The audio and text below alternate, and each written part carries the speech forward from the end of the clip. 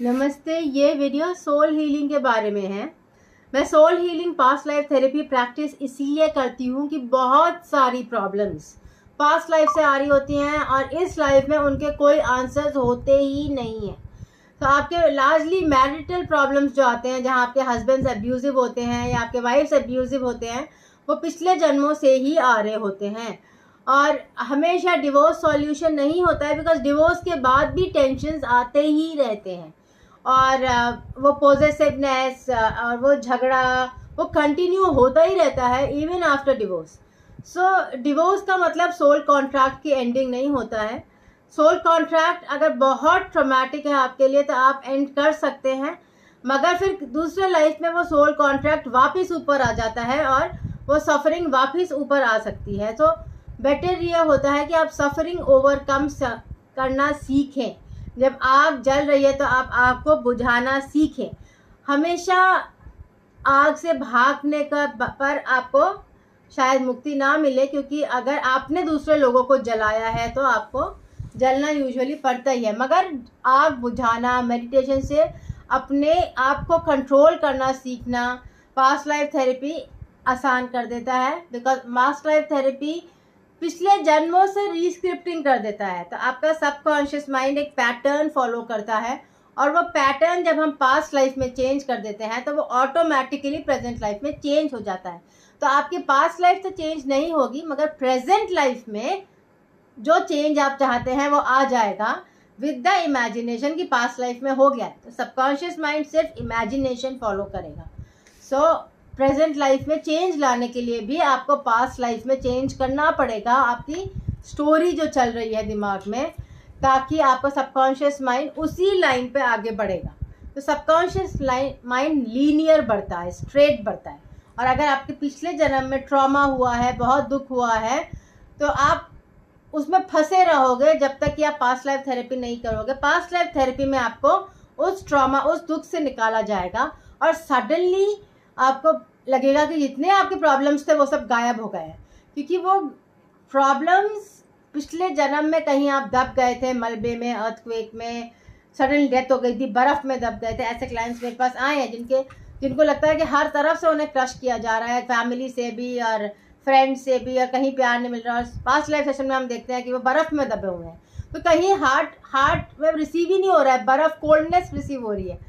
अब उनको बर्फ़ से निकालने में उनकी सारी प्रॉब्लम सडनली गायब हो जाती हैं और उनको लगता है कि हाँ, फैमिली भी अंडरस्टैंडिंग है, फ्रेंड्स भी अंडरस्टैंडिंग है, उनके भी अपने प्रॉब्लम्स हैं और बहुत पीसफुलनेस आ जाती है लाइफ में। तो ज़रूरी नहीं है कि आपकी लाइफ में सोसाइटी डिफाइंड सक्सेस आए कि आपकी वंडरफुल मैरिज है, वंडरफुल करियर है, वंडरफुल किड्स हैं, क्योंकि ये सब वंडरफुल के पीछे ज़रूरी नहीं है सेटिस्फैक्शन हो। पर पास्ट लाइफ थेरेपी के बाद इनर पीस और सेटिस्फैक्शन बहुत आ जाता है। जो इंस्ट्रक्शंस देते हैं वो फॉलो करने पड़ते हैं, जो चांटिंग या प्रेयर्स या मेडिटेशन आपको बताई जाती है, स्ट्रेस कम करने के तरीके आपको बताए जाते हैं, वो आपको फॉलो करने चाहिए। उसके थ्रू ही स्ट्रेस कम होता है। सिंपली पास्ट लाइफ थेरेपी करने से स्ट्रेस कम नहीं होगा। उसमें हम ऑरा क्लेंजिंग, एनर्जी क्लेंजिंग कर देंगे, मगर फिर से आप कीचड़ में जाएंगे तो फिर से स्ट्रेस आएगा। तो इसीलिए आपको लाइफ चेंजेस करने पड़ेंगे पास्ट लाइफ थेरेपी के बाद, ताकि आपका स्ट्रेस कम हो और लाइफ में जैसा आप डिज़ायर्ड कॉन्फिडेंस और इनर पीस चाहते हैं वो आपको मिले।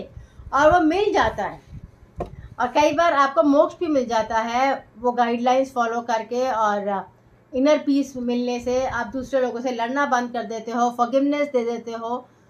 फॉरगिवनेस देना आसान हो जाता है past life soul healing therapy के बाद, एनर्जी कॉर्ड कटिंग के बाद। फॉरगिवनेस देना, फॉरगिवनेस मिलना आसान हो जाता है। लोग आपको ऑटोमेटिकली फॉरगिव कर देते हैं, रिलेशनशिप्स बेटर हो जाते हैं। तो इससे कई बार मोक्ष भी मिल जाता है। तो मोक्ष हमेशा हाउस होल्डर लाइफ के बाद ही मिलता है। सेंट, साधु की लाइफ ट्रेनिंग के लिए होती है ताकि आगे जाके आपको मोक्ष मिले, मगर साधु की लाइफ में मोक्ष नहीं मिलता है यूजुअली, बिकॉज आप हाउस होल्ड से भागे हुए होते हो। तो जब आप अपना पूरा चैलेंज एक्सेप्ट करते हो, हाउस होल्डर जैसे 30 ईयर्स ऑफ योर लाइफ जब आप हाउस होल्डर जैसे रहते हो, एटलीस्ट 60 ईयर्स कंप्लीट करते हो एज के, उसके बाद आपको मोक्ष मिल जाता है। और फिर आपकी साइकिल रीबर्थ और डेथ की अर्थ पे ख़त्म हो सकती है। ज़रूरी नहीं है कि जीना ही ख़त्म हो, कई लोग मोक्ष के बाद पेड़ पौधों की ज़िंदगी जी लेते हैं, कई लोग मोक्ष के बाद दूसरे प्लैनेट्स में चले जाते हैं।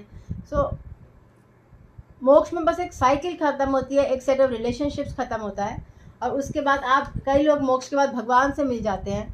सो उसके बाद आप डिसाइड कर सकते हैं कि आप किस तरह का एग्जिस्टेंस चाहते हैं। तो वो एक डिसीजन पावर आ जाता है। सारे रूटीन में नहीं चलती है साइकिल आफ्टर साइकिल, एक डिसीजन पावर आता है, डिज़ायर्स बदल जाते हैं और higher level of satisfaction, inner peace आ जाता है। तो फाइनली हर कोई हैप्पीनेस और सेटिस्फैक्शन ही चाहता है सक्सेस के पीछे। तो वर्कशॉप्स जो इतनी होती हैं आजकल, उनमें से कुछ how to get more satisfaction, how to get more inner peace, इन पे भी वर्कशॉप्स होनी चाहिए, ताकि लोगों को पता चले कि सिर्फ सक्सेस के पीछे भागने से हैप्पीनेस नहीं आएगी, इसमें तो सिर्फ लड़ाइयाँ होंगी।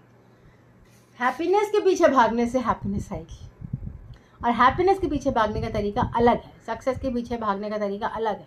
सक्सेस में हमेशा आप देखते हो व्हाट इज़ मिसिंग, हैप्पीनेस में आप हमेशा थैंकफुलनेस पे ध्यान देते हो, ग्रैटिट्यूड, ये है, वो कितना अच्छा है, ये भी है, ये कितना अच्छा है, मेरे हाथ पैर चल रहे हैं, आंखें देख पा रही हैं, कम देख पा रही हैं मेरे, मगर देख पा रही हैं, अंधी तो नहीं हूँ, ये हैप्पीनेस है।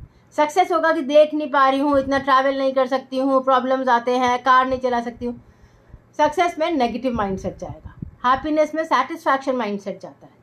तो ऐसे सबके साथ होता है कि जब हैप्पीनेस में आप ग्रैटिट्यूड में जाते हो और सक्सेस में आप व्हाट इज़ मिसिंग में जाते हो, और व्हाट इज़ मिसिंग में फिर टेंशन होती है, झगड़े होते हैं, वॉर्स होता है।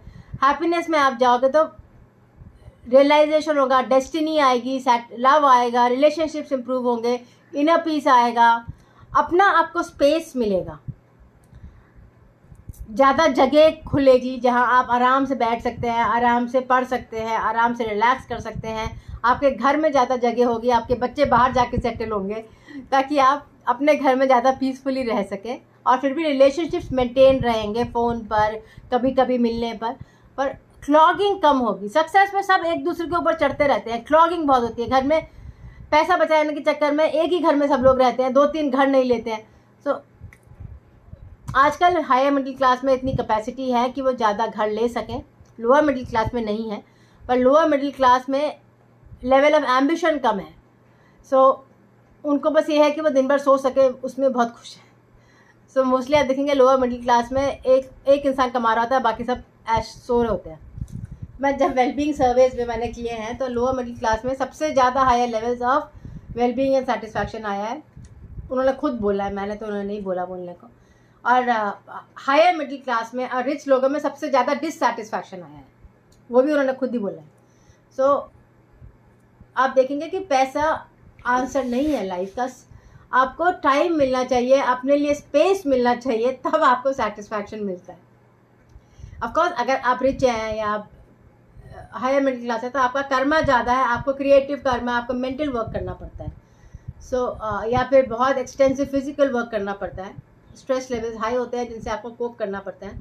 मगर 90% लोग आप देखेंगे कि लोअर स्ट्रेस लेवल्स में और लोअर इनकम्स पे जीना पसंद करते हैं। तो इट्स नॉट जस्ट कि पॉलिटिक्स की वजह से सब लोग गरीब हैं, उनकी अपनी पर्सनल चॉइस भी है कि वो इनकम्स रिसीव करना ज़्यादा पसंद करते हैं और कम काम करना पसंद करते हैं, ताकि उनको ज़्यादा स्पेस मिले एग्जिस्टेंस का।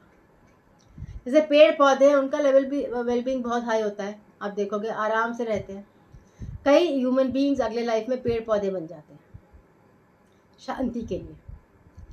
सो लाइफ एक्सपेरिमेंट है, और आप देखेंगे कि एक्सपेरिमेंट में शुरू में तो आप बहुत भागोगे, बहुत दौड़ोगे बच्चों की तरह, पर जैसे जैसे आप इवॉल्व होगे आपको पीसफुलनेस और हैप्पीनेस की ज़रूरत पड़ेगी। उसके लिए आपको अपना स्पेस, अपनी जगह, अपना मेडिटेशन टाइम, अपने लिए टाइम स्पेंड करना, सेल्फ केयर, और उससे आप दूसरों लोगों की भी हेल्प कर पाओगे, आपके पॉजिटिव वाइब्रेशंस बढ़ेंगे, आप दूसरे लोगों की भी ज़्यादा हेल्प कर पाओगे और ज़्यादा आपको सेटिस्फैक्शन मिलेगा, कंप्लेनिंग कम हो जाएगा और ज़्यादा फोकस ग्रैटिट्यूड और पॉजिटिविटी पे रहेगा।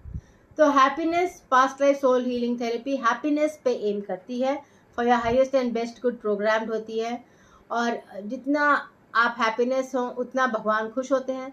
तो इस भगवान से गाइडेड थेरेपी है, गॉड से गाइडेड, हमेशा गॉड की परमिशन के साथ शुरू होता है सेशन, और गॉड से गाइडेड होता है, और आपको पेशेंस के साथ जो भी इंस्ट्रक्शंस मिलते हैं वो फॉलो करने चाहिए, ताकि आपको सेशंस का इफेक्ट पूरी तरह मिले। Thank you.